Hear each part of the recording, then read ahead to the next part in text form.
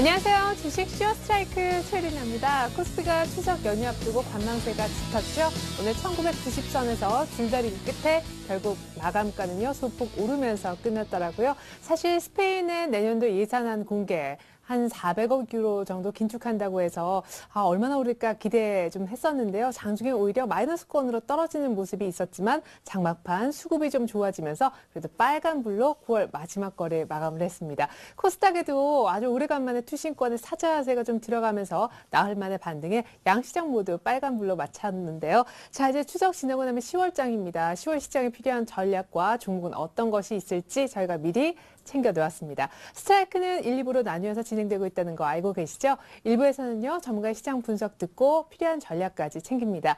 그리고 1부에서는 전문가끼리 포트폴리오를 놓고 수익률 대결을 펼치는데요. 오늘은 특별히 9월 왕 중 왕을 뽑는 날이니만큼 누가 수익률 왕이 될지 많은 기대 바라겠습니다. 이어지는 2부에서는 전문가의 투자 노하우를 강의 형식으로 들어보고 내일장 위한 공략주 공개와 또한 여러분들의 종목 상담을 도와드리고 있습니다. 이어지는 2부까지 놓치면 곤란하겠죠? 자, 1부 이제 좀 시작을 해보겠습니다. 오늘 여러분들의 멘토링을 맡아주실 분들입니다. 화면 보시죠. 주식은 타이밍이다. 감정을 죽이고 기계처럼 대응하자. 꽃미남 기계, 고승환 전문가의 냉철한 멘토링 지금 공개됩니다. 급등주는 내 손 안에 있어이다. 가치와 성장성, 수급이 부합한 투자. 애매한 이론이 아닌 한 템포 빠른 매매로 수익률을 극대화한다. 백두산 호랑이, 이상원 전문가의 지피지기 백전 불태 전략 지금 공개됩니다.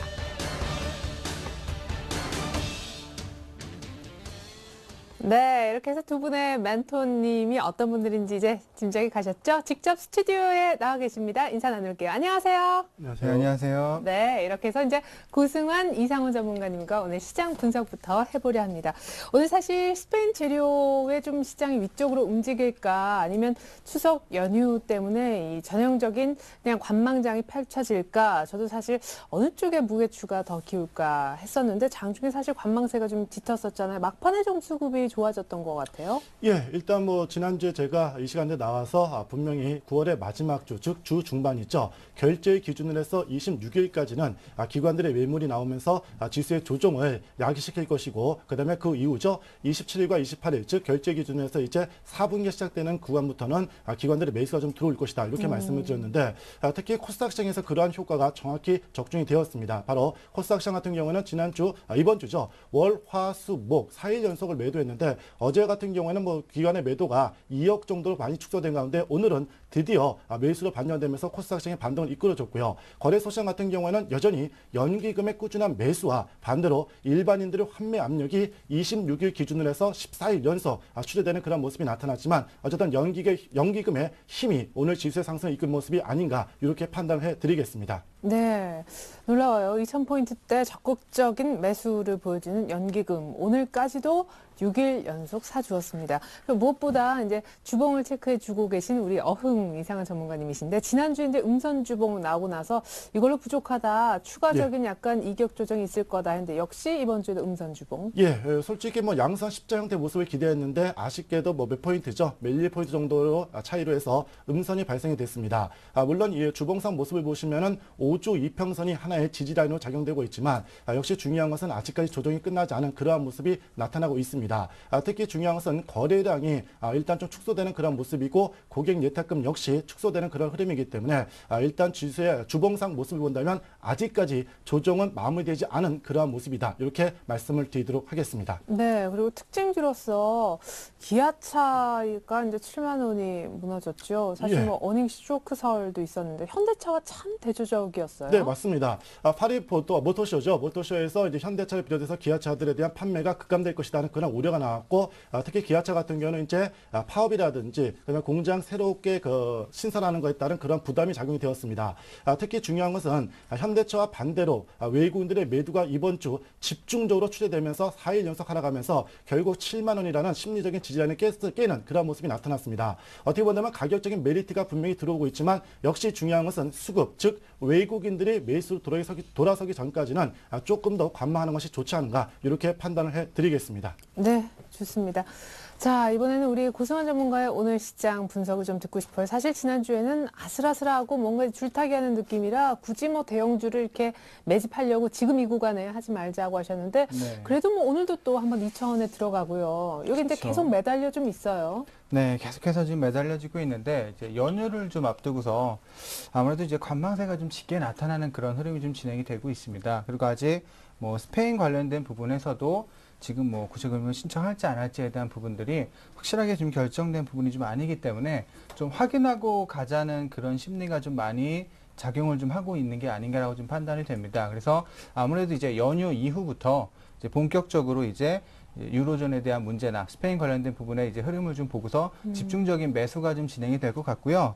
그래서 일단 오늘 흐름을 좀 봤을 때 스페인 긴축에 대한 그런 의지를 재확인하면서 상승은 좀 시도를 해줬지만 그 힘 자체가 좀 약했다라는 거, 좀 더 확실한 거 시장에서 원하는 게 아닌가라고 좀 판단이 되고, 그리고 일단은 뭐 휴일을 앞두고서 아무래도 이번 주 한 주 계속 그런 흐름이 나타났지만 이제 관망의 흐름이 좀 짙게 나타나고 있고 투신권은 계속해서 매도와 외국인들은 매수가 좀 들어오고 있지만 강한 매수세가 아니기 때문에 자 일단은 시장 자체가 계속해서 좀 위태위태한 그런 흐름이 좀 진행이 되고 있고요.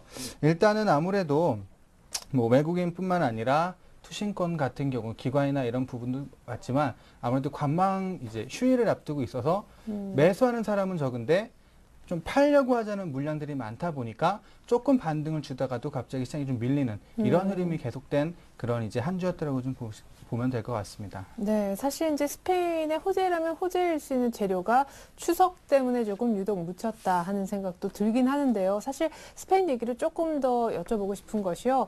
뭐 이제 내년도에 한 400억 유로 정도 긴축하겠다라는 의지는 확인이 됐는데 이게 이제 구제금융의 신청, SOS 치는 걸로 이어질 것인가라는 부분이거든요. 이게 이제 빨리 되는가, 뭐 늦게 되는가라는 것도 우리 시장에 굉장한 변수다라는 얘기가 있습니다. 먼저 이상훈 전문가님. 예.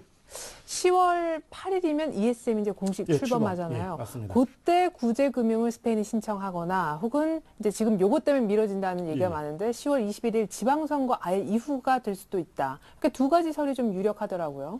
예, 일단 뭐 이번 주, 즉 오늘이었죠. 발표된 내용들 본다면은 지방정부죠. 카스티아 네 번째 계속해서 구제금융을 지원하다 보니까 이제는 뭐 주정부에서도 돈이 바닥난 그런 모습입니다. 특히 중요한 것은 뭐 앞에 뭐 앵커님이 말씀하신 대로 ESM이 이제 8일날 출범함에 따라서 어느 정도 일단 구제금융을 할 것인가 말 것인가 고민을 하겠지만 제가 봤을 때는 현재 스페인에 대한 국채를 제일 많이 보유한 나라가 독일입니다. 그렇다면 구제금융이든 어찌됐든 ESM이든 두 가지 방법이든 한 가지 방법이든 충분히 발휘를 해서 스페인에 대한 위기를 어느 정도 막지 않을 것인가 이렇게 분명히 말씀을 드리겠습니다. 다만 지금 오늘로서의 그런 재료가 단발적으로 일단 흡수가 되고 다음 주는 조금 이러한 재료들이 좀 희석화되지 않을까 이렇게 판단해 드리겠습니다. 다만 중요한 것은 뭐 재정 적자를 줄이겠다는 그런 의미도 있지만 조금 아이러니한 것은 연금에 대해서는 1% 증액을 했거든요. 그래서 이 부분이 조금 ESM이라든지 그다음에 뭐 구제금융 받기 위한 하나의 조금 걸림돌이 되지 않겠는가 이렇게 판단해 드리겠습니다. 네, 지금 뭐 이유인즉슨 정치 공약에서 내건 부분이라서 연금은 건드리지 않았던 것이다. 뭐 이런 얘기를 하는데 자 우리 고승환 전문가님께도 여쭤보고 싶어요. 변수라고 하는 스페인이 구제금융 신청을 빨리 할까요? 10월 말에 막아야 되는 국채가 많은데 네, 국채 그쵸. 금리를 못 잡으면 스페인이 당장 손해잖아요. 그렇죠. 그렇기 때문에 지금 뭐 EU나 독일 쪽에서도 너네 괜히 시간 끌면 돈만 더 드니까 그렇죠. 빨리 신청을 해라 하는데 그 부분에 지금 계속해서 조율을 좀 하고 있습니다. 그래서 일단은 그 신청 시점을 아무래도 이제 28일 날 오늘 이제 저녁에 스페인 은행들 스트레스 테스트 결과나 이런 맞아요. 부분들을 확인을 좀 하고서 아마 10월 한 초 정도에 그리고 한 10월 8일에서 9일 정도에 또 재무장관 회의나 이런 부분들이 이제 예정이 돼 있기 때문에 그 시점에 좀 신청을 하지 않을까 그렇게 좀 예상을 좀 하고 있고요. 지금의 이제 스페인에 대한 불확실성 자체가 이제 시장에 영향을 주는 건 길게 장기화되기보다 단기적으로 그칠 가능성이 좀 크다라고 봅니다. 그래서 일단은 지금 아직 그 부분들이 뭐 확실해지지 않았기 때문에 적극적으로 시장에 매수세가 들어오고 있지는 않지만 앞으로 10월 초 정도 되면은 자, 스페인 문제가 좀 해결이 되면서 한층 더 유로존 관련된 부분이 이제 해소가 되는 흐름 진행이 될 것 같고, 뭐 더 좋다라면은 이제 구제금융 신청 없이 자금 조달을 해서 자, 이제 원활하게 풀어가는 게 훨씬 더 좋겠지만 네. 이전에 이제 국채 무제한 매입 그 설이 나타났을 때에도 자, 스페인 국채 금리가 5%까지 이제 떨어지면서 안정되는 흐름이 좀 보였지만 그건 이제 일시적인 효과로 좀 그쳤기 때문에 차라리 좀 더 확실한 방법 보자라면 구제금을 빨리 신청을 하는 게 유로존 문제 쪽에서도 그렇고 시장에서도 그렇고 확실하게 이제 좀 매수세를 강하게 불러일으킬 만한 부분이기 때문에 일단은 다음 주 이제 해서 한 10월 8일 전후를 기점으로 해서 신청이 좀 나오지 않을까 이렇게 일단 예상을 좀 하고 있습니다. 네, 좋습니다. 당장 이제 오늘 밤에는 스페인 대형 은행들에 대한 재무 건전성 검사, 스트레스 테스트 결과가 나오게 됩니다. 자, 뭐 여러 가지 결과가 나오더라도 우리는 어떻게 할 수가 없죠. 예, 10월 1일은 추석 명절 관련해서 쉬고요. 10월 2일 날 이제 다시 한번 주식시장 문이 열리게 될 텐데 그렇다면 10월 2일 화요일 10월 첫 거래일에 우리 주식시장 오를 수 있을 것인지 이 부분에 대한 두 분의 의견 받아보도록 하겠습니다. 자, 고승환 전문가님. 네. 10월 2일 화요일장은 상승입니까? 하락입니까? 저는 상승을 하지 않을까 이렇게 보고 있습니다. 네, 좋습니다. 잠시 후 그 이유도 듣겠고요. 이상원 전문가님은요? 하락입니다. 그렇게 웃으시면서 하락. 예. 예. 자, 많이 떨어지는 건 아니겠죠? 웃으시는 거 보니까. 예. 자, 잠시 하락폭까지 좀 여쭤볼게요. 먼저 고승환 전문가님은 이제 10월 첫 거래일에 오를 거다라고 하셨는데 스트레스 테스트 결과도 봐야겠지만 이제 우리가 잠깐 쉴 때 10월 1일 밤에 네. 미국 ISM 제조업 지수가 나오잖아요. 이게 네. 좋아질 가능성이 높다고. 그렇죠. 네. 그런 부분도 좀 있고 일단은 오늘 이제 좀 상승폭을 좀 더 강하게 좀 해줬으면 훨씬 더 좋았을 텐데 아무래도 연휴를 앞두고 있다 보니까 적극적인 매수가 좀 유입되지 못한 부분이 좀 아쉽습니다. 근데 이제 연휴를 한번 지나고 나서 뭐 중간에 이제 또 개천절이 좀 껴있기는 하지만 네. 그래도 시장에서는 더 이상 악재보다는 이제 해외 시장 쪽에서 조금 긍정적인 부분들이 계속해서 비춰지지 않을까라고 좀 예상을 하고 있고요.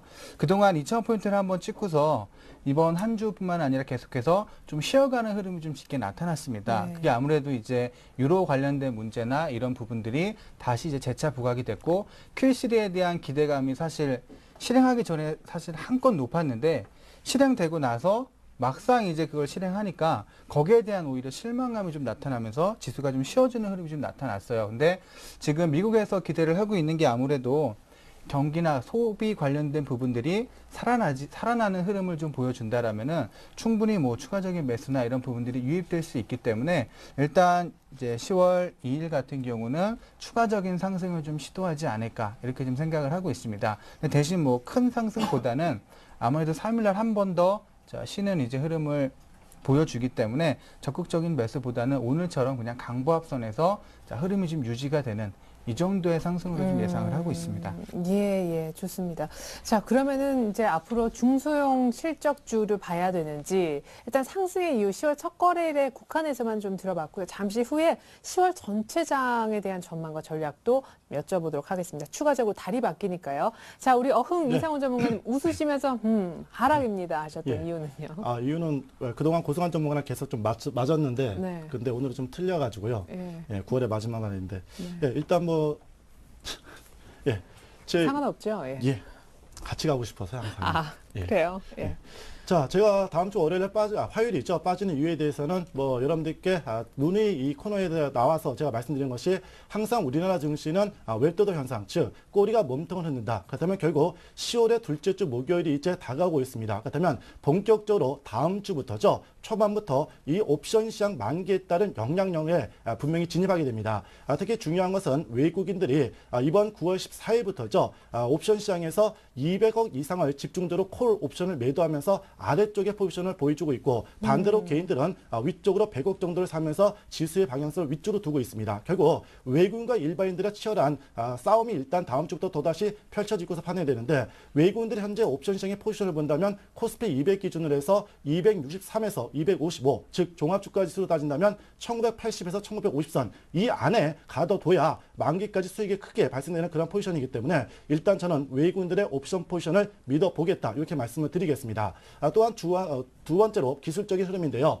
주봉상 모습을 본다면 2주 연속 음선 주봉이 발생됐는데 다음 주 초반도 추가적으로 이번 주 저점 한번 깨면서 저점 확인 작업이 필요한 과정이고 역시 또 일봉상 모습을 보더라도 오늘 거래량이 수반되지 못하는 가운데 음선 일봉이 발생됐기 때문에 직전 고점을 바로 돌파하기에는 역부족인 모습이다. 그리고 마지막으로 역시 투신권 즉 일반인들의 환매는 당분간 계속해서 출하될 것으로 판단해야 된다. 이렇게 설명을 드리도록 하겠습니다. 예. 또 얘기 듣고 보니까 굉장히 빠지겠다 싶기도 한데요. 예, 제 귀가 이렇게 얇습니다. 자, 그러면 10월 첫날은 뭐 상승 얘기도 하락 얘기도 다 이제 공감할 만한 이유로 들어봤는데 10월 전체적인 장 분위기가 어떻겠느냐 이 질문을 좀 드리고 싶어요. 사실 뭐 우리가 오늘 좀 다뤘던 스페인 이슈가 분명히 있을 거고요. 그리고 이제 사실 10월 첫째 주 마지막 금요일 정도에 삼성전자의 3분기 실적 가이던스가 나올 예정입니다. 이제 3분기 실적에 대한 얘기가 한창일 거고 그리고 이제 막 어제 오늘까지 중국장에 좀 뛰고 있는데 중국의 정권 교체도 10월 말 확정이 되거든요. 이제 슬슬 부양책이 여기저기서 이제 간간히 좀 소소하게나마 나오고 있는 모습이어서 10월의 변수가 가면 갈수록 많아진다 하는 생각이 드는데요. 자, 고승환 전문가님 10월 네. 전망과 또 전략 부탁드릴게요. 10월은 아무래도 그냥 박스권 내 흐름이 좀 진행이 되지 않을까. 그래요? 네, 2050에서 1940, 50 사이에서의 박스권이 계속해서 좀 진행이 되지 않을까라고 생각이 됩니다. 왜냐하면은 일단은 뭐 지금 일단 시장에 가장 영향을 줄 수 있는 게 스페인 관련된 부분이기 때문에 스페인 관련된 부분이 좀 나오더라도 네, 지속성을 가지고 가기는 좀 어려울 것 같아요. 그래서 일단 단기적인 반등을 시도를 해서 한 2050포인트 정도를 한번 형성을 해주고 다시 좀 재차 조정이 좀 나오지 않을까 이렇게 예상을 하고 있는데 왜냐하면 일단 9월 달에 사실 좀 큼지막한 것들이 많이 나왔습니다. 그렇죠? QE3부터 시작해서 이제 무제한 국채 매입까지 해서 이런 기대했던 것보다 훨씬 더 큰 이런 재료들이 나왔음에도 불구하고 시장이 그렇게 강하게 치고 올라가는 흐름이 좀 안 나타났어요. 오히려 이 부분들을 실행했을 때 효과가 어떻게 이제 앞으로 나타날 것인지를 확인하고 가자는 그런 심리가 더 짙게 작용을 하고 있기 때문에 이 Q3에 대한 효과나 이런 부분들이 진짜 우리가 눈에 보이는 그렇게 가시화가 되기 전까지는 적극적인 매수는 이루어지지 않을 것으로 좀 예상을 하고 있습니다. 대신 이제 시장이 크게 빠지지도 않을 것이라고 보는 이유가 뭐냐면 최근에 이제 외국인들이 계속해서 매수를 많이 해주고 있는데 사실 이제 8월 달보다 9월 달에 매수 양 자체가 좀 줄기는 했어요. 근데 이 내용을 보게 되면은 유럽계 자금에서 한 2조 5천억 정도가 매수가 들어오고 미국계 같은 경우는 한 2천억에서 3천억 정도가 좀 들어왔습니다. 근데 이제 10월 정도부터는 유럽계 자금보다는 미국계 자금에서의 유입 가능성이 충분히 좀 있기 때문에 지수가 좀 밀리더라도 미국계 자금이 들어오면서 이제 지수를 좀 받쳐주는 역할을 분명히 해줄 것 같고요. 지금 최근에 이제 투신권 물량 같은 경우는 앞으로 계속해서 좀 출회가 될 것으로 보이기 때문에 10월에는 외국인들의 이런 방향성에 따라서 지수가 좀 힘을 내주고 힘이 좀 이렇게 빠져주고 그런 흐름이 좀 진행이 되지 않을까 이렇게 예상을 좀 하고 있습니다. 네. 그래서 일단은 뭐 대형주를 이제 매매하기에는 아무래도 좀 재미가 없는 그런 한 달이 좀 진행이 될 수도 있을 것 같아요. 그래서 네, 여전히 이제 중소형주 쪽으로. 그렇죠. 아무래도 이제 중소형주 관점으로 가는 게 훨씬 더 좋을 것 같고요.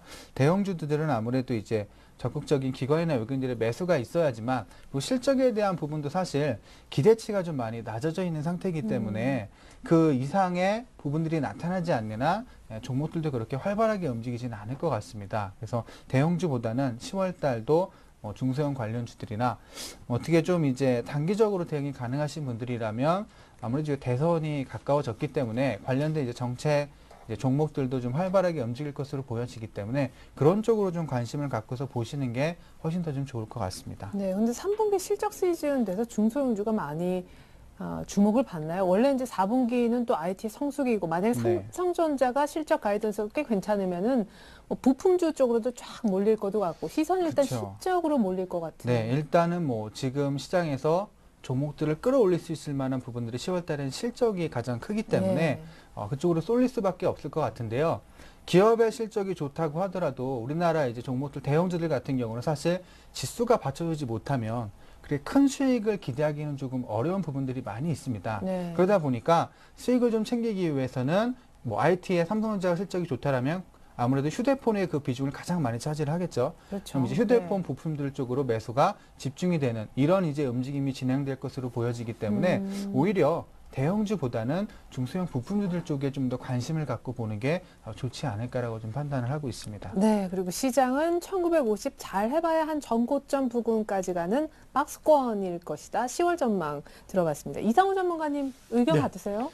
예, 제가 하고 싶은 얘기를 뭐 고승환 전문가님이 너무 정확하게 말씀하셔가지고요. 부수적으로 말씀드린다면은 역시 중요한 것은 이번 연도 연중 저점입니다. 7월 25일 날 종합주가에서 저점을 찍었을 때 죄송합니다. 그때부터 외국인들은 2,000포인트를 돌파할 때까지 무려 9조 6천억을 집중적으로 매수했습니다. 그렇다면 결국 지금 장은 분명히 대세 상승이지만 아쉽게도 이번 달까지 월봉상 4개월 연속 양성 월봉이 발생된 만큼 10월 달은 좀 앞에 말씀드렸던 고성한 전문가처럼 박스권의 흐름이 조금 더 이어지고서 판단됩니다. 그렇다면 결국 중요한 것은 일단 대형주들에 대해서는 1950선을 중심으로 해서 하반기를 위해서 즉 11월 달을 위해서 매집하는 구간을 활용하시고 이번 10월 달은 역시 정책 관련주라든지 부품주 즉 중소형 관련주들이 괜찮습니다. 특히 기관들 쪽에서 오늘 또다시 코스닥 시장 쪽에서 또 외국인들이 주말에 매수에 같이 동참하는 그런 모습이 나타났기 때문에 당분간은 조금 가벼운 종목도 위주로 해서 10월 달을 보자 이렇게 설명을 드리도록 하겠습니다. 네, 근데 이제 언제나 한정된 그 자원, 현금 속에서 사실 미리 어떤 종목을 모아가거나 천천히 기다리기가 참 어려운 개인 투자자분들인데 하반기가 만약에 좋다면 대형주를 좀 모아놓으면 안 되나요? 하나하나. 네, 맞습니다. 정답입니다. 물론 돈이 좀 여유가 있으신 분들은요.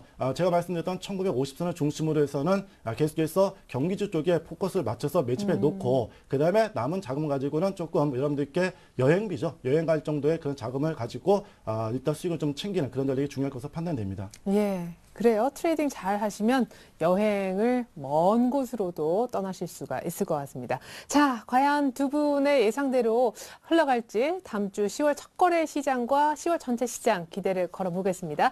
이제 두 분의 포트폴리오 얘기 이어서 들어볼게요.